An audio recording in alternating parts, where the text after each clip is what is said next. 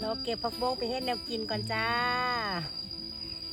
ผักบงในหนองกบเฮาพอได้เก็บเรื่อยๆ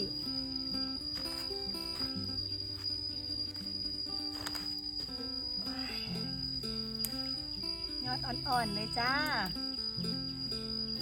ไปผัดกินแซ่บๆเด้อวันนี้เด้อเดี๋ยวสิผัดผักบงสุกินเด้อจ้ามีนอนน้อยน้ำออกก่อน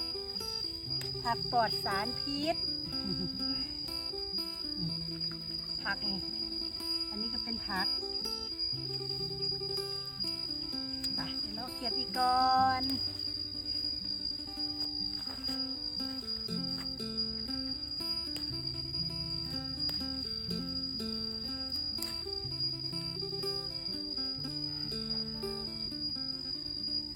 เดี๋ยวเอาไปผัดกินก่อนเด้อจ้า